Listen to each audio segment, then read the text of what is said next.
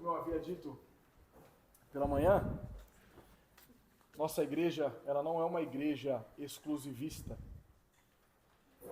A igreja não é a igreja do Leonardo ou a igreja do André. A igreja é de Cristo. Todos nós somos servos do Senhor. E o Vitor, ele tem sido um homem fiel à palavra de Deus, tem sido se colocado à disposição para servir ao reino. Nós nos alegramos muito com a vida dele.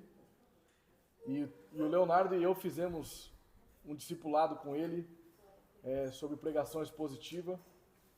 E passou quase um ano aí estudando, né? E hoje ele terá a oportunidade de ser conduzido pelo Espírito Santo de Deus para nos fortalecer com a palavra de Cristo. Nós vamos orar por ele, para que Deus venha capacitá-lo.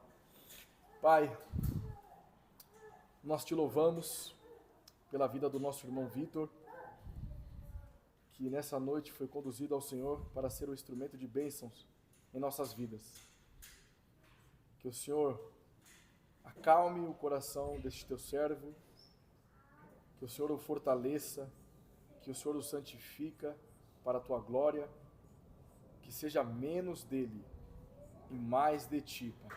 Glória a Deus, Senhor. Que o Senhor venha usá-lo para a pregação do teu santo evangelho.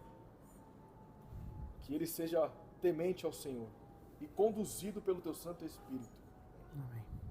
Que o Senhor possa falar em nossos corações, porque nós sabemos que não é pela eloquência ou pela fama que o Senhor usa as pessoas, mas sim a todo aquele que se submete à tua palavra. E aqui está um servo do Senhor, que se submete ao Senhor. Por isso, nós clamamos ao Senhor para que utilize a vida dele para nos abençoar. Amém. No nome santo de Jesus. Amém. E amém. Amém. Deus abençoe. Amém. Aqui. Ótimo. Deus abençoe.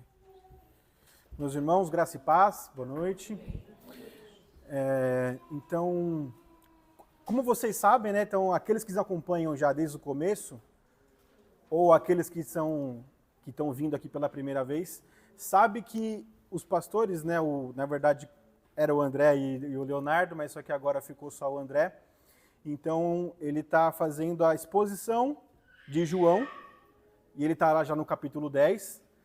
Porém, hoje, a gente vai voltar um pouquinho antes, né? Voltar um pouco, e a gente vai tratar de um texto muito importante. Então, o texto que eu quero considerar com vocês hoje está em João 3, dos versículos 18 a 21. João 3, dos versículos 18 a 21. Então, eu vou trazer um pouquinho de contexto para a gente lembrar, porque já foi muita coisa que já foi passada por ele, né? Pelo André. Então, aqui, esse texto é um texto crucial para o Novo Testamento.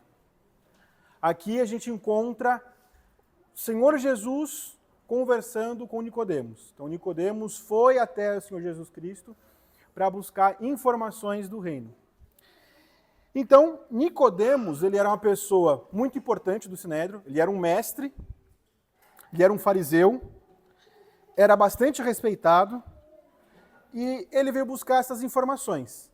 Então, Jesus Cristo fala para ele, né, sobre o novo nascimento. Então, bem ali no comecinho de João 3, do versículo 3 a 8, ele fala sobre o novo nascimento. Que o novo nascimento era algo espiritual. Porém, Nicodemos estava entendendo algo muito literal. Então, tanto é que ele fala, como pode um homem adulto voltar para o ventre da sua mãe? E aí Jesus Cristo até repreende ele depois, né? Fala, como você, sendo mestre em Israel, no Sinédrio, você não sabe essas coisas que eu estou falando. Então depois vai seguindo, e ele fala mais sobre isso, e aí ele fala sobre que o nascer de novo, né, que nem eu falei, é algo espiritual, que envolve a água, o espírito. e que ele faz referência à serpente de bronze lá em Números 21. Lá em Números 21, de 4 a 9, Jesus ele antecipa a sua própria crucificação, né, como o meio de salvação para todos aqueles que creem. Então, como vocês sabem, estavam todos falando um pouquinho desse texto aqui de Números 21. Né? Então, eles estavam ali no deserto, eles estavam morrendo, sendo picados por cobra, o povo de Israel. E aí, Moisés foi lá, fez uma serpente de bronze, e ele ergueu aquela serpente de bronze, e todos aqueles que olhavam para a serpente eram curados. Então, é isso que ele fala aqui, o Senhor Jesus Cristo. E aí vem o nosso texto. Quase, na verdade, né? Porque aí vem João 3,16, que foi um texto bastante importante que o André, ele também falou, né, que Deus deu seu único Filho unigênito ao mundo para salvar o mundo, e aí ele falou que o mundo, nesse contexto, não é o mundo inteiro, não é o planeta, não são todas as pessoas, e aí ele explicou o que significa, e aí vem o nosso texto, que é do 18 a 21. Então, vamos ao texto. Quem nele crê, não é julgado. O que não crê, já está julgado, porquanto não crê no nome do unigênito Filho de Deus. O julgamento é este: a luz veio ao mundo, e os homens amaram mais as trevas do que a luz, porque as suas obras eram más. Pois todo aquele que pratica o mal aborrece a luz, e não se achega para a luz, a fim de não serem arguidas as suas obras. Quem pratica a verdade aproxima-se da luz, a fim de que as suas obras sejam manifestas, porque feitas em Deus. Então, meus irmãos, antes da gente fazer ali a exposição desse texto, eu quero fazer uma pergunta para vocês. Vocês já passaram por uma situação no qual vocês se viram no escuro e vocês estavam em apuros no escuro? Ou, por exemplo, né, uma vez eu estava indo para o interior, estava eu, a Giovana, o meu sogro, e aí nós pegamos a Fernão Dias e o carro quebra ali, e quem já pegou a Fernão Dias é cheio de curva. E parou bem numa curva, meu carro quebrou. E estava chovendo. Aí o meu sogro ele também já é um pouquinho ansioso, ele não enxerga. A minha esposa também já é um pouquinho ansiosa. Aí estava chovendo, tarde, estragou a viagem. E a gente estava em apuros, porque a faixa lá, né, de acostamento é bem difícil, né? E aí eu nem sei como consegui chegar lá, porque o carro quebrou bem na subidinha. Aí eu falei, e agora, né?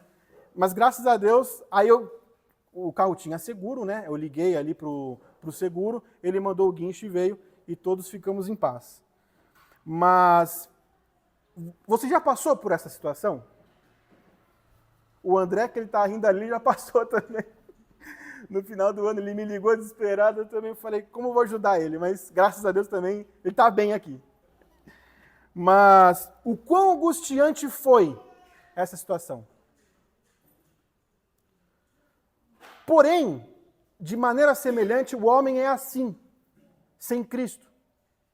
Ele prefere as trevas. Ele prefere a escuridão dos seus pecados. O pior é que, assim, ele gosta disso. Então, se não é Jesus Cristo para nos tirar das trevas, nos iluminar, assim como o André falou, e nos trazer para a luz, nos resgatar, nós ainda ficaríamos lá. Não tem outra salvação, não tem outra saída, outra alternativa para isso, né? Se não for a Cristo. Então, meus irmãos, o homem ele está tão perdido no escuro dos seus pecados que ele é capaz de fazer qualquer coisa para seguir o seu coração, seguir os seus desejos. Então, a nossa afirmação teológica hoje, desse sermão aqui, é: Jesus Cristo é a luz para a nossa salvação, que revela o nosso pecado, gerando santificação a todo pecador. Então esse texto evidencia isso em 3 pontos. O primeiro ponto é, Jesus é a luz que nos salva, no versículo 18. O segundo ponto é, Jesus é a luz que nos revela o pecado, os versículos 19 e 20. E terceiro ponto, Jesus é a luz que nos leva à santificação, que é o versículo 21. Então, meus irmãos, nós vamos à exposição do primeiro ponto, que Jesus é a luz que nos salva. Versículo 18. Quem nele crê não é julgado. O que não crê já está julgado, porquanto não crê no nome do unigênito Filho de Deus. Notem, meus irmãos, que aqui no versículo 18, tem a palavra julgado, ela aparece 2 vezes. Em outras versões, aparece como condenado. Já no versículo 19, vai aparecer também algo ali parecido, mas só que de uma outra forma, né? Julgamento. Mas só que essa palavra, no contexto, no grego, né? Nesse contexto de João 3:18, ele dá um sentido forense, um sentido judicial.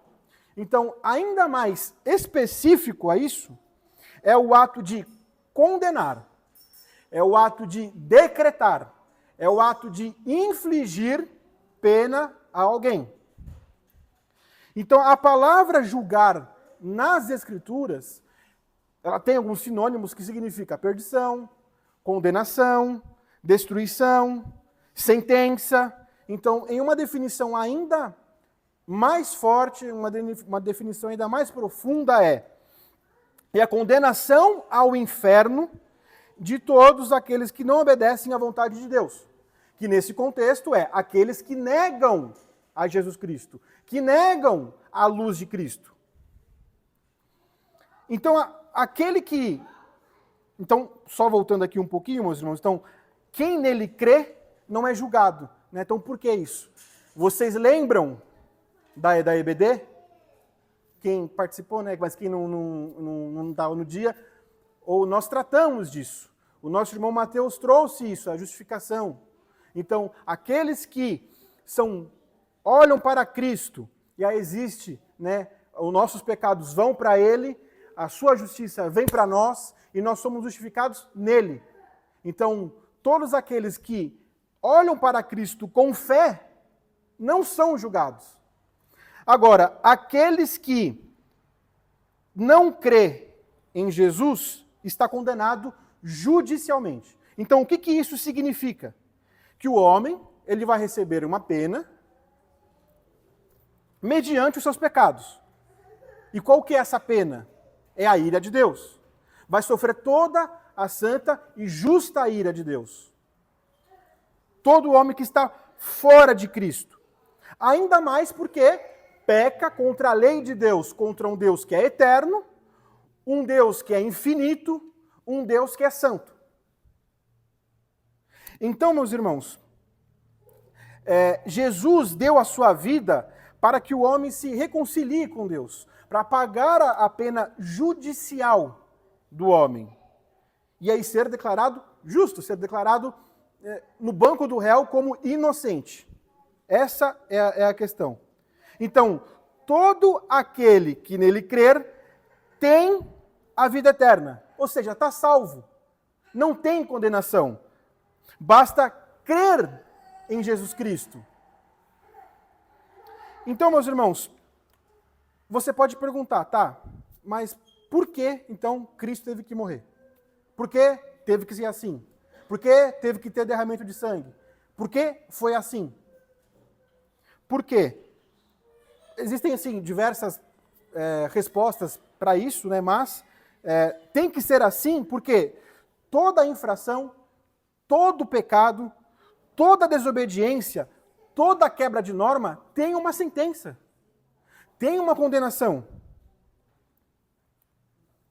Então, Deus, em sua palavra, ele deixa muito claro que a consequência ou a pena para o pecado é a morte. Desde o começo ele fala isso. Então, alguém teria que pagar pelos nossos pecados. E Cristo fez voluntariamente isso.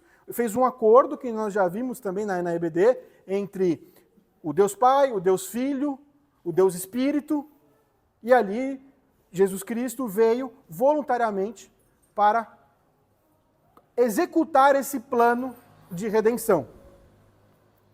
Então, meus irmãos, o homem sozinho, ele não consegue se salvar. Então, por exemplo, você, a gente tem um tempo de 24 horas no dia. Você consegue ser perfeito o dia todo? Você consegue não pecar o dia todo? Ter algum pensamento ruim, falar um palavrão, que às vezes na hora do nervoso, quem é mais impetuoso, né, tem esse pecado, acaba cometendo esse pecado. Ou não pode passar uma mulher que já olha de rabo de olho, ou fica maquinando no próprio trabalho, em querer roubar de alguma forma o trabalho, de querer ludibriar o próprio chefe. Mesmo conhecendo a Cristo, às vezes você cai, você se depara com esse tipo de situação. Não consegue ser.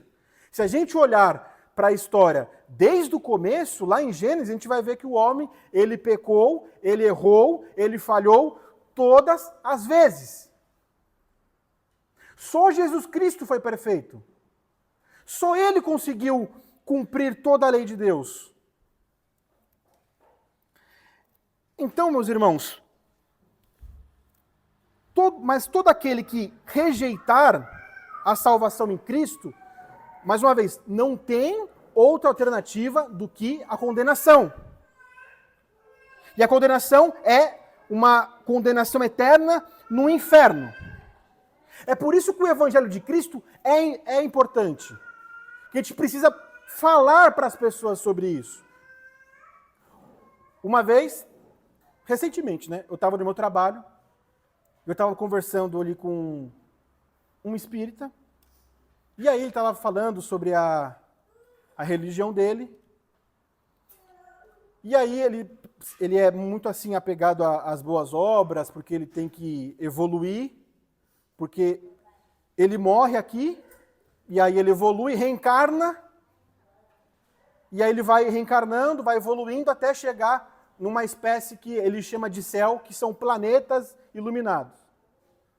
Ou ele fica num umbral, algo assim do tipo, como se fosse um purgatório. Então, se a gente olhar para as Escrituras, e a gente vê em Hebreus 9, 27, o que vai falar? E assim como os homens está ordenado morrerem uma só vez, vindo depois disso o juízo. Não tem segunda chance. É só aqui. É morreu, acabou. É morreu, está de frente para Deus, no seu tribunal. Então não tem segunda chance, não tem reencarnações, não tem qualquer outra alternativa, segunda chances. É por isso que é importante, meus irmãos, o Evangelho. Então, por amor, Deus deu o seu único filho, unigênito, né, o seu filho unigênito, para que todo nele crer tenha vida eterna. Aqui o apóstolo João, ele enfatiza a soberania e a supremacia de Jesus Cristo em salvar pecadores. Então, essa primeira vinda, que nem, se vocês lembram ali, quando o André ele tratou de João 3,16, aqui que ele pegou esses versículos, o que ele falou naquela época lá? Que Jesus Cristo, na primeira vinda, veio não para condenar, mas veio para salvar, tirar o pecado do mundo. Mas agora essa segunda vinda vai vir para condenar de fato. Vai vir para aplicar a sentença. E aí vai ter dois caminhos, duas alternativas. Ou a bem-aventurança eterna com Deus, ou a condenação eterna. Então, meus irmãos, a designação favorita também, né, que João, né, ele fala, se refere de Jesus, é o Filho enviado do Pai. Essa imagem é tomada de um conceito judaico que a palavra, né, que significa shaliach, que é mensageiro, né, que significa? Que o enviado é aquele que envia uma pessoa que busca fielmente os interesses de quem o enviou. Então, Jesus veio para cumprir a vontade do Pai em salvar pecadores.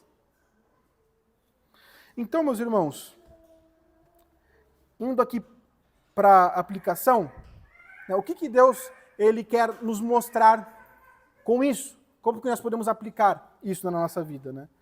Que nós vimos que nesse versículo é que Jesus ele nos salva dessa condenação judicial e saber que Cristo garante a nossa salvação é descansar na sua soberania como um rei majestoso que é eficaz na sua missão de salvar pecadores.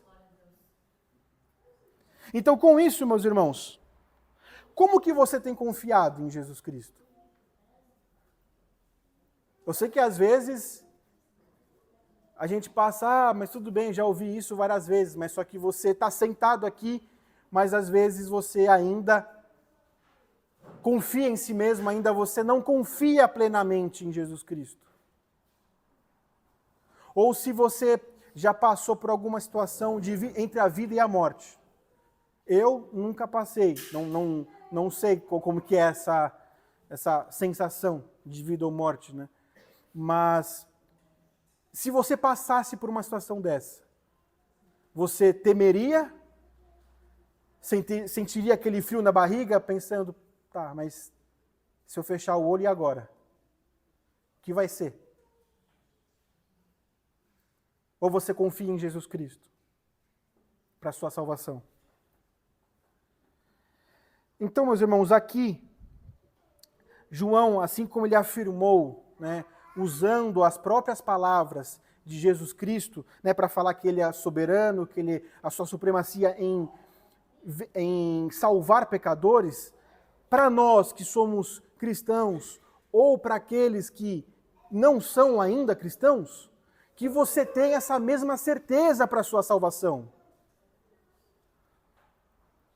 É somente em Cristo. Como que você se apresentará no tribunal de Cristo?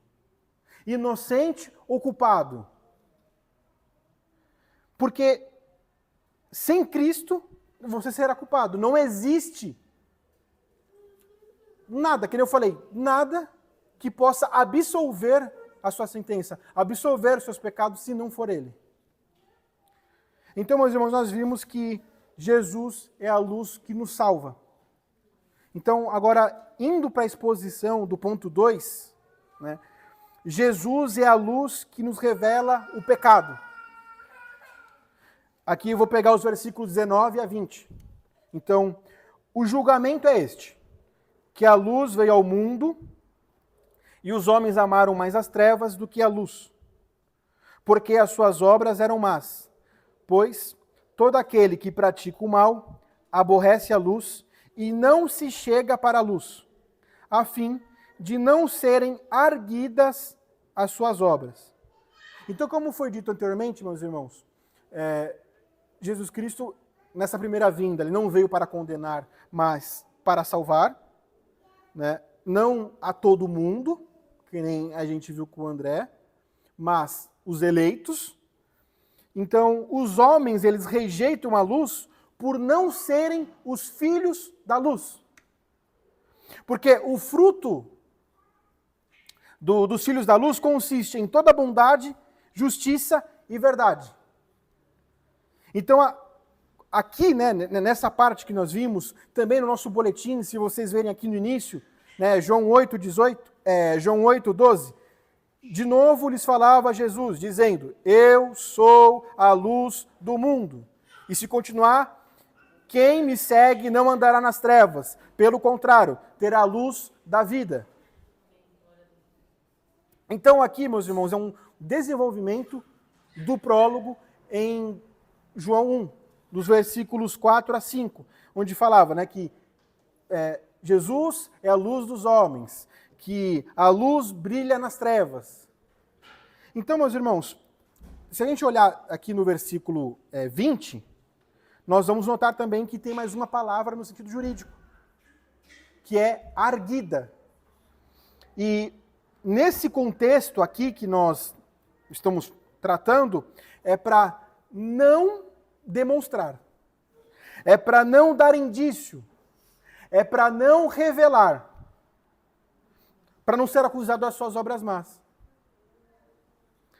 Então, meus irmãos, se não existir um padrão de ética vindo por Deus, universal, então o certo e o errado vira relativo. O que para mim é pecado, para você não é. O que para mim não é, para você é pecado. Então, o homem que é mau em seu coração, que possui um coração depravado, que odeia a Cristo, né, que pelo fato de que ele é a luz da lei de Deus, que revela, né?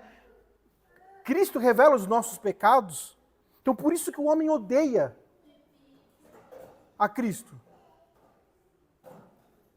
Então, com isso, meus irmãos, Cristo ele nos reconcilia com o Pai e nos convoca a viver uma vida de santificação. Nas exigências de Deus. Por isso que o homem não quer saber de Deus. Porque ele quer saber do seu coração, ele quer seguir as suas vontades. Então, quer estar entregue aos seus desejos carnais.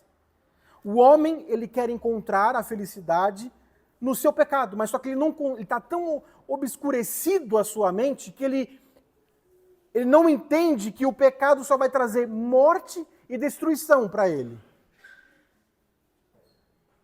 Contudo, meus irmãos, a verdadeira felicidade está em Jesus Cristo, que nos dá uma vida eterna com Deus.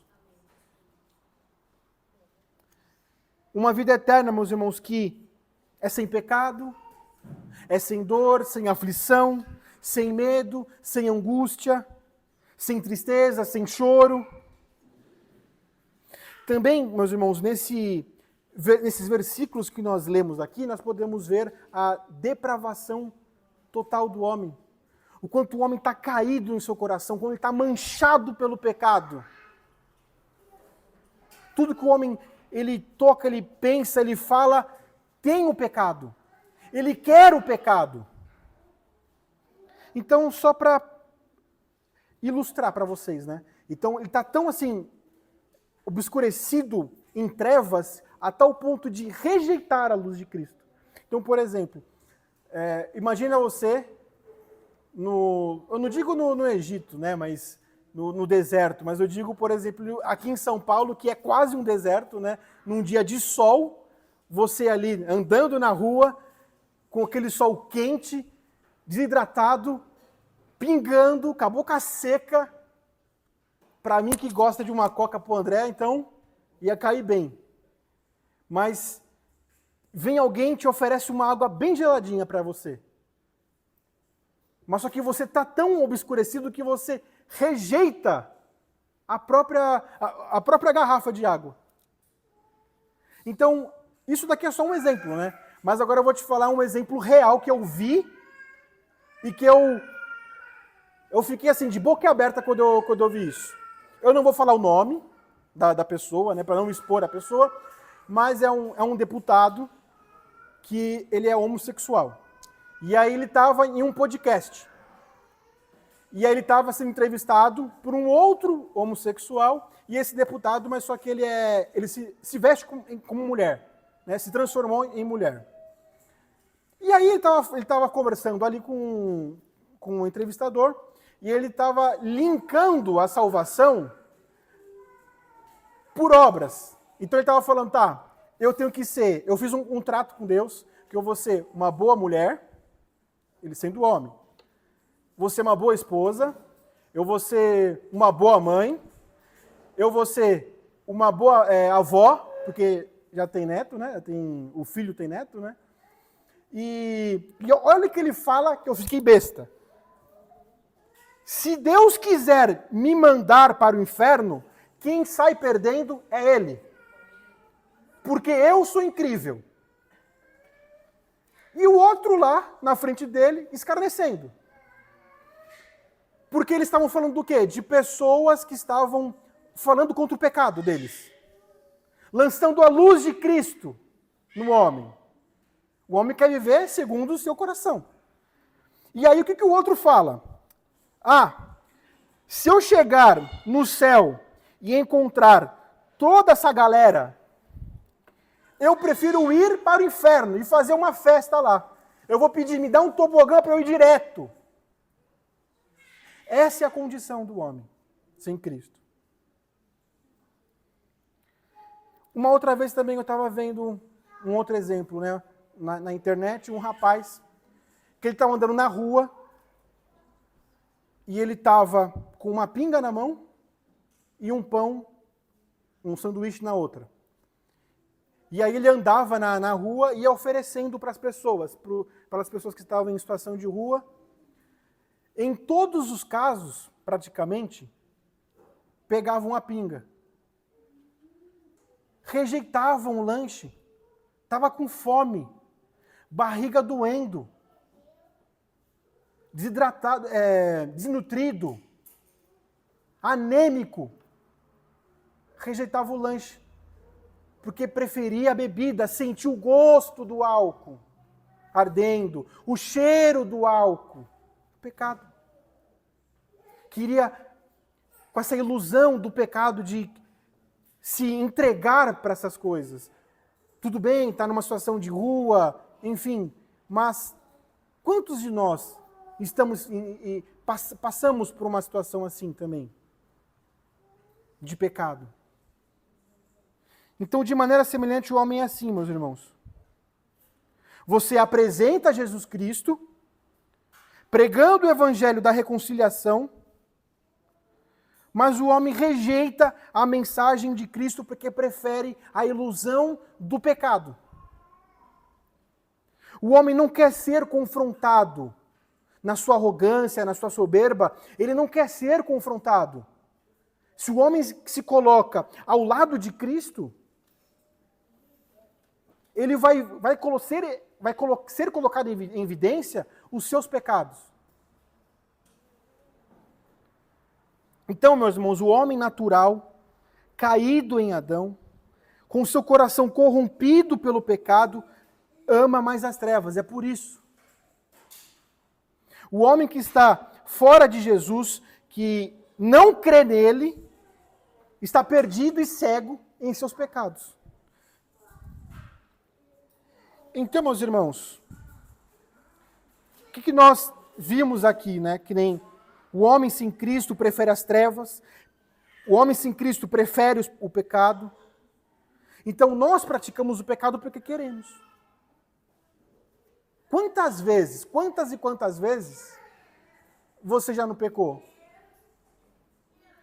Quantas vezes você, mesmo conhecendo a Jesus Cristo, você foi lá e pecou?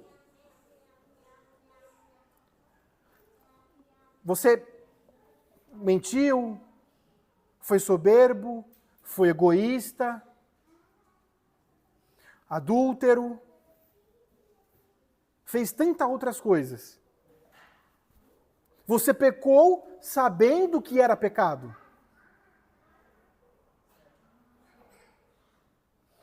Então, meus irmãos, nós estávamos conscientes quando nós pecamos. Aquela troca de mensagem, aquela olhada diferente, aquela intenção diferente. Então você entende a profundidade do pecado que é? A gravidade do pecado? Você tem noção do que é o inferno? Eu vou tentar elucidar, não sei também, não imagino, mas eu vou tentar pensar como que é. Eu não sei se você já passou por uma situação de aflição, aquela sensação de pressão, aquela angústia, aquela tristeza, aquele aperto, aquela aflição. O inferno é infinitamente pior. E é para esse lugar que você vai, que se nós não recorrermos a Cristo, não se rendermos a Cristo. Se não olharmos com Ele com fé. Então, para você que é cristão ou não, até quando, que nem o André falou, até quando vai viver como se Cristo não existisse na sua vida? Como se a sua salvação não fosse uma realidade para você? Que nem ele mesmo falou aqui, né, mais uma vez usando o exemplo dele. Aqui todo mundo é irmão, fala polido, se veste bem. Mas e na sua casa? E no seu trabalho? Ou quando você está sozinho no celular? Ou com os amigos? Com um parente? Como que tem sido?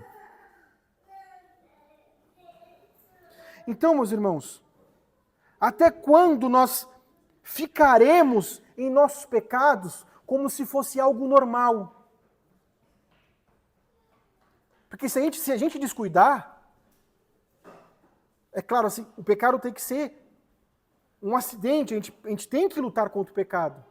Mas se a gente descuidar, a gente vai viver como se fosse um filho das trevas, que nem ele falou. Vai viver em pecado como se fosse normal, como se fosse igual uma água, beber uma água normal. Como se fosse cheirar, assim, respirar. Como se estivesse andando de férias em Copacabana, na hora de Copacabana, normal, tá tudo bem. Mas não tá tudo bem, meus irmãos.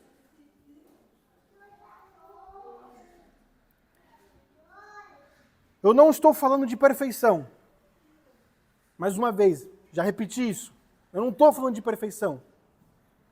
Mas eu estou falando de uma vida devota a Cristo. Se você pecar, se renda a Cristo com arrependimento e fé. Que Ele é perdoador. Ele é o nosso advogado, nosso mediador, que nós lemos aqui na nossa confissão, o nosso intercessor. Então, somente através dessa compreensão, meus irmãos, que nós teremos a convicção de pecado. Mas só que a nossa redenção é essa, aquela que nós lemos no versículo 18. Quem nele crê não é julgado.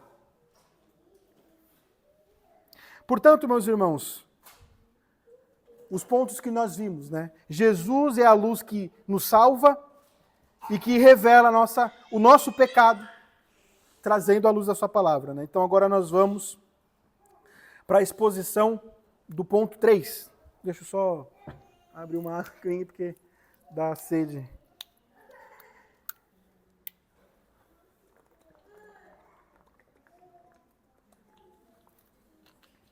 O ponto 3, meus irmãos. Jesus é a luz que nos leva à santificação. E aí eu vou ler o versículo 21. Quem pratica a verdade, aproxima-se da luz, a fim de que as suas obras sejam manifestas, porque feitas em Deus. Jesus é a luz que nos salva e nos santifica. A luz do seu evangelho nos constrange a viver uma vida de santificação, uma vida de santidade. Então os eleitos, eles vivem para as boas obras, porque de um coração regenerado flui um coração grato pela obra de Jesus Cristo na cruz em nosso favor. Então, em resposta disso, nós seguimos o nosso Mestre. Então, meus irmãos, bem-aventurados os que estão em Cristo, porque nele encontrarão a reconciliação, a paz com Deus. Bem-aventurados que estão em Cristo, porque encontrarão refrigério em Deus. E principalmente, bem-aventurados aqueles que estão em Cristo, que encontrarão santificação. Pelo fato de que nós somos chamados a viver para Ele. Os eleitos que praticam a verdade, né, que é a luz a sua palavra, que se aproximam de Cristo, as suas obras testificam a sua fé nele. Então, aqueles que foram transformados, que foram regenerados pelo poder do Espírito Santo, não amam mais as trevas, mas amam a luz, porque o seu prazer está em Deus, o seu descanso está em Deus, o seu deleite está em Deus, com uma mente renovada, com um coração transformado, se revestindo do homem, da nova criatura, do novo homem, vive para Deus. Então, todos aqueles, meus irmãos, que estão unidos a Cristo, em sua ressurreição, vivem em novidade de vida. Romanos 6, 4, 5. Então a santificação começa após a regeneração, a transformação do nosso ser. E continua até o último dia da nossa vida. É uma caminhada. Então, o cristão ele é exortado, meus irmãos, a ser transformado pela renovação de sua mente e, como eu falei, a revestir-se do novo homem Jesus Cristo. A nossa santificação é a vontade direta e perfeita de Deus para nós. Lá em 1 Tessalonicenses 4:3. O crente deve ser santo, mas o seu crescimento, ele deve repousar na dependência e na entrega de viver o Evangelho todos os dias. Então, trazendo tudo aquilo que nós vimos, né? Então, Jesus Cristo é a nossa salvação, somente em Cristo. E o homem que está em Cristo está em pecado, está em trevas, está condenado, prefere os seus pecados por conta da sua depravação total. E aí, como nós lemos, né, bem aqui nesse versículo, quem pratica a verdade aproxima-se da luz. Tá, mas o que é essa verdade? É o próprio Deus.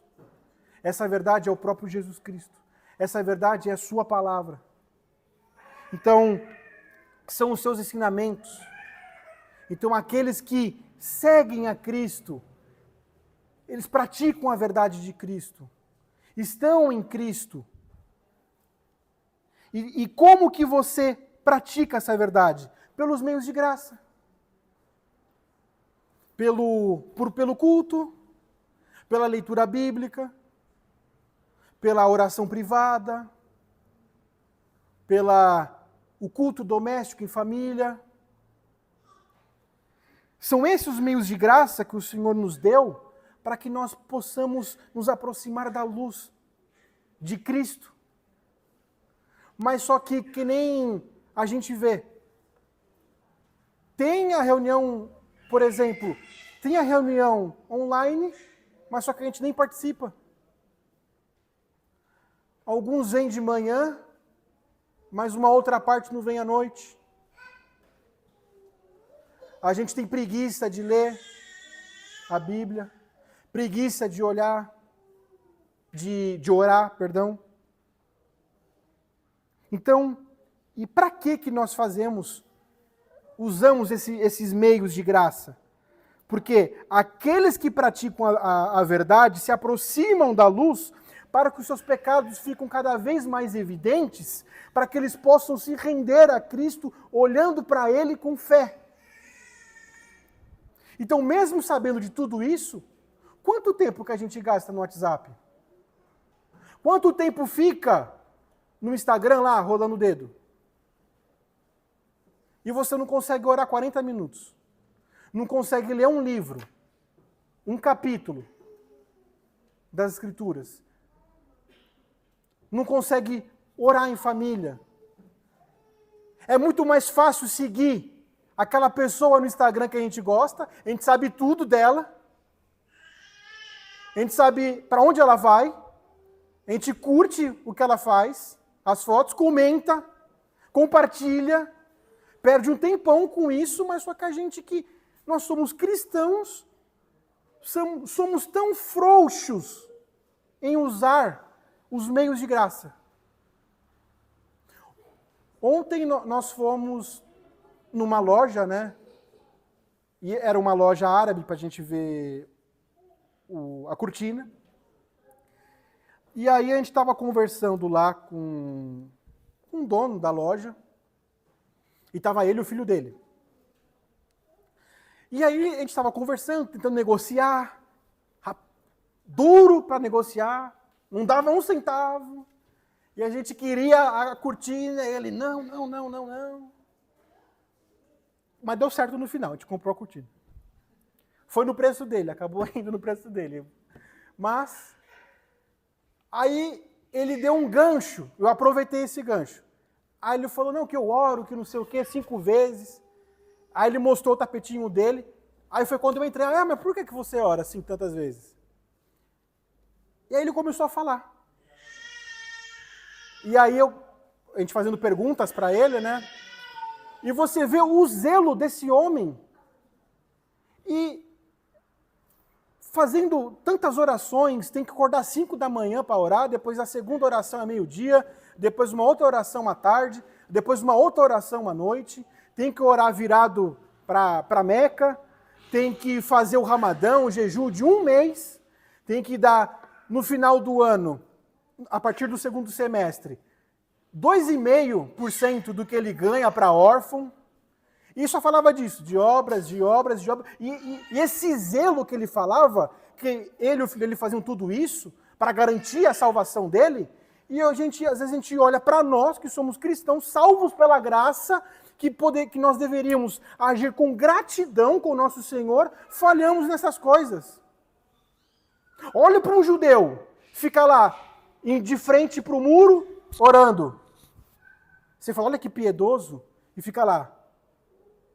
E a gente não consegue perder, nem é perder, né? É ganhar um tempo de oração com Deus. A gente não se aproxima da luz. A gente não... Que nem eu falei, a gente gasta tanto tempo com a internet, com você... Para quem gosta de musculação, para quem gosta de futebol, para quem gosta de moda, para qualquer outra coisa, você vai lá, segue a pessoa, vê tudo que ela faz, mas só que a gente não... Isso mostra como nós estamos longe de Cristo. Tão falhos.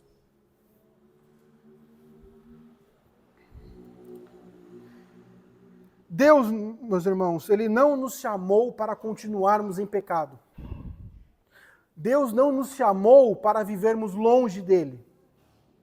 Deus nos chamou para viver perto dEle, da sua luz. É um fato que Ele nos santifica, existem inúmeros versículos sobre isso, mas também é um fato que Ele também nos chama à santificação, nos chama a seguir a luz de Cristo. Então, pratique as verdades da sua palavra para que as suas obras possam dar evidência da sua fé. Não é para você fazer, que no caso dele, desse muçulmano, ele fazia para a sua salvação. A gente não está fazendo essas boas obras para a nossa salvação, meus irmãos. Ande em Cristo. Ande na luz. Cristo ele veio, ele foi levantado no duro madeiro da cruz para nos dar uma vida em abundância, e nós não damos valor a isso. Assim como foi dito, né? Por amor, Deus deu o seu único filho para que todo que nele crer tenha vida eterna. Então, creia verdadeiramente nessa verdade. Eu estou sendo redundante, né? Creia nele verdadeiramente. Viva para Ele. Uma vez regenerados, não devemos viver em pecados, meus irmãos. Mas nós devemos esmurrar a nossa carne todos os dias. Devemos lutar contra o nosso desejo. Luta contra o seu pecado. Se você tem um pecado que você é egoísta, luta contra isso. Se você tem um pecado que você é irado, luta contra isso. Se você tem um pecado que você é soberbo, luta contra isso. Se você é fofoqueiro, luta contra isso. Não devemos viver em pecado, meus irmãos. Quanta incoerência.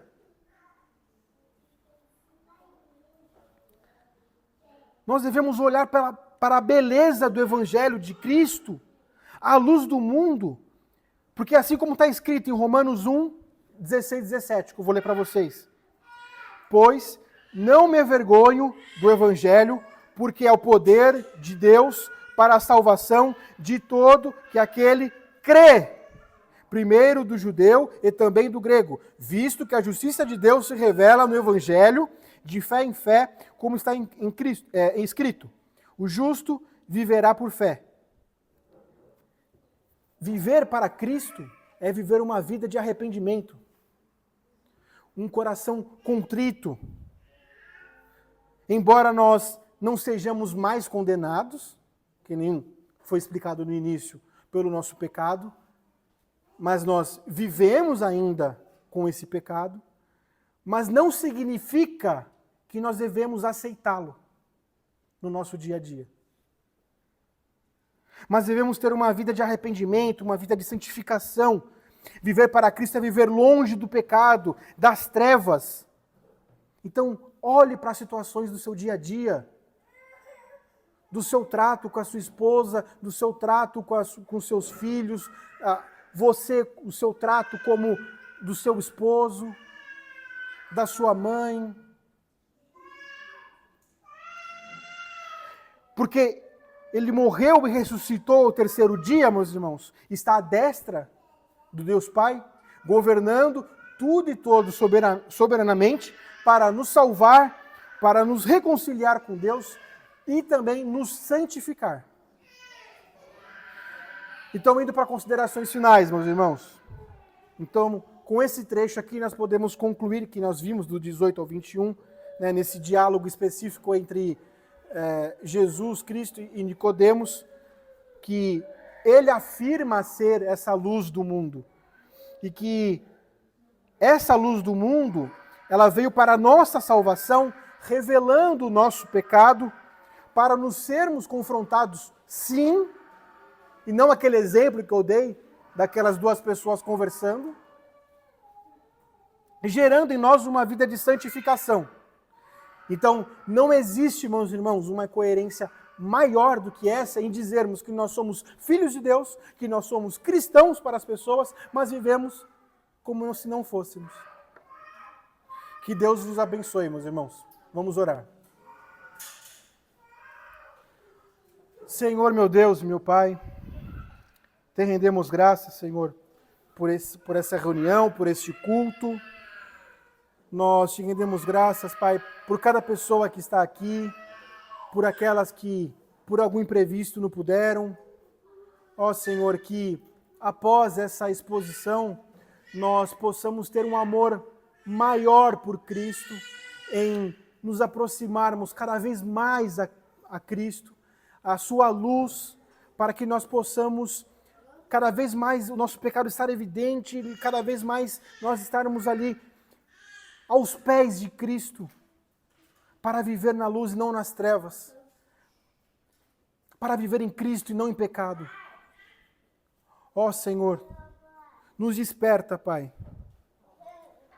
Desperta o nosso coração, o nosso entendimento, e que nós possamos sair daqui para viver o Evangelho no dia a dia. Nós te rogamos, Senhor, essas coisas, em nome de Jesus. Amém.